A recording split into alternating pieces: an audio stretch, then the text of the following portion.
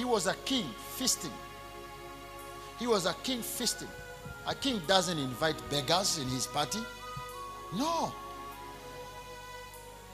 A king does not invite beggars in his party. I am telling you the truth. When you are a beggar, you cannot sit with a king.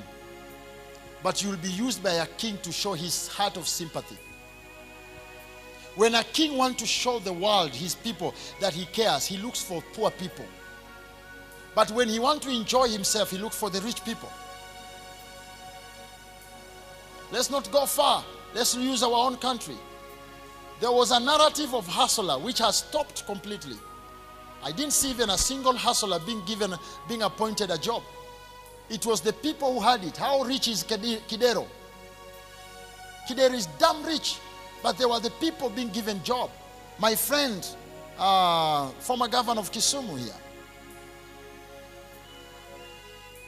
What was his name? Ranguma. Jack Ranguma. For you to be a governor, are you poor? But is he not the one who was given job? A better job, a big job. Don't we have people here who have gone to school with better qualifications? Because even during the campaign, they were told they are called hustlers. And they were told the nation will be for hustler.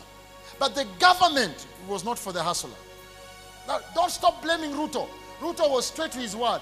He said the nation will be for hustlers, but not the government.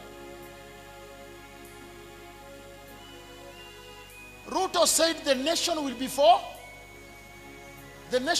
the hustler people, but not the. And he said we are going to form a government that is going to look at, not to help, look. Unless it's me who don't understand English. So stop blaming him.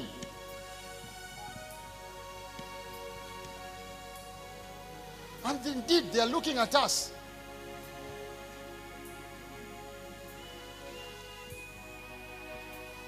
And what is to hustle? To hustle is not to lack. To hustle is to move from one place to another place, crying and making noise. That's why people are in the street. So let him leave people in the street, because they are hustling. Because in the agreement, we never agreed anywhere. He will beat them with tear gas and bullets. No, let people hustle. So let them break the roads, remove the rails, remove the airplane, because we are hustling. And let this thing continue for 5 years. Then after 5 years, we see if there will be Kenya. I'm telling you, what a rascal not chew, a hungry man can swallow it. And that's what this country is becoming. And I want to speak as a prophet to Ruto. A hungry nation is a disaster. A nation where people are sleeping hungry, where men are sleeping hungry, where women are sleeping hungry. When they eat the last piece of their belt, they will come for your head. Right now, Ruto still has some little piece, because we still have some belt, leather belt. We are still cutting small, and we boil, and we take the soup, and we eat it. But when we shall come to the end of our belt, leather belt, and we have nothing to eat, and women are not pregnant anywhere, they cannot conceive because they don't have the energy to conceive, because they are hungry, they don't have children to eat. Ruto, go and read the Bible. It was until the king realized he had remained with only 2 horses. 2 horses. He said, this is beyond my strength. Let me find the prophet of God. And that's when he went for Elisha. And Elisha told him, don't worry, I was waiting for you. Now you have come to an end. Tomorrow, time like now, there will be plenty of food.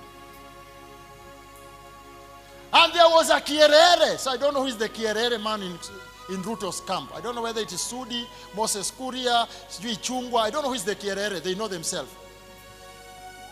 Told the prophet, that cannot happen. And the prophet told him, by eyes you shall see, but by mouth you shall not taste. Because I'm not your age to compete with.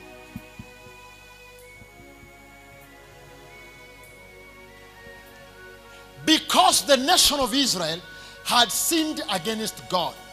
But Ruto has sinned both to God and men. Ruto has sinned both to God and...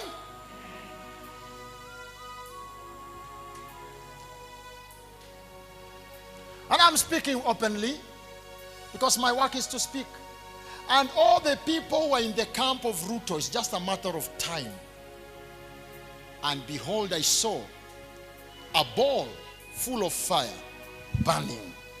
Then God told me, I'm about to serve them. And I asked God, who?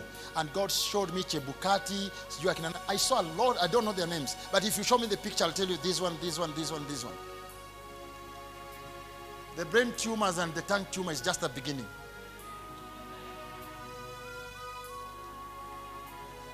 They sinned both to God and to the land.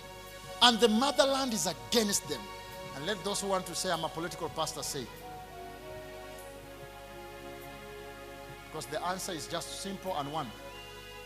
Even God is asking, Ruto Samoi, prove to me that my people chose you. And the only thing that you can use to prove is not the tens of thanksgiving you are bringing to me. It is the server. Open it to men and to God. Open it both to man and God. If it was bought by Kenyan money, Kenyan tax, unless Ruto bought it with his own money, if it was all our money, we are the very people dying for what we bought. Just bring it out and open it. Isn't it all that we are asking? Yes. Bring it and open and say, brothers and sisters, here it is. I have opened. Let the world come and go through it and confirm that truly I want this. See if the Lord will not make us change the speech. And not only shall we change the speech, we shall also open for you the doors of this nation. But failure to that. And let me tell you, never take what is not yours. And never sit on a seat that is not yours. Your back will break.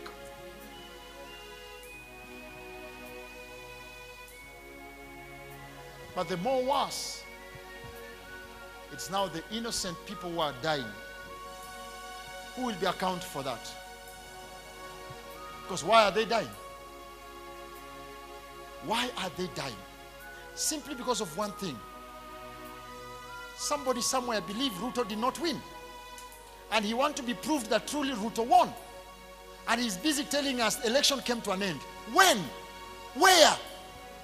Came to an end to who? Is 6 million a little number that Ruto should ignore? A difference of 200,000. Is it a small number? Look at the level of corruption in this country right now. Yesterday I saw a clip. I was so shocked and so ashamed. People are being given money to attend a function. Truly, if that thing was true, where do they have this money to give people when people are crying and suffering?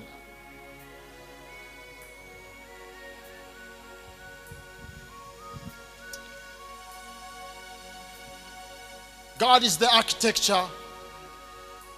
The servant of God is the engineer. There was a hand that wrote many, many tekel peresh. Could anyone interpret it? The king was feasting with his great men. People who sit next to the king are intellectual people, well-trained, well-learned people. But they couldn't interpret that. And the king had to find out who can. And he was told, among your servants, there is one called Daniel. He has the Spirit of God upon him. He can tell the meaning of the writings. And so Daniel was brought into the picture. When Daniel was brought into the picture, he looked into the picture and said, that is simple. It simply means the Lord has looked at you and he has put you on a measuring scale. And he has found you less of his expectation. And so this kingdom is too big to be given to one person. It has been divided to two people, the Medes and the Persian. Not tomorrow, but now. And the Bible says, and immediately Daniel finished the translation. What happened? The enemies entered and splitted the king's stomach into two. And his intestine folded on the floor.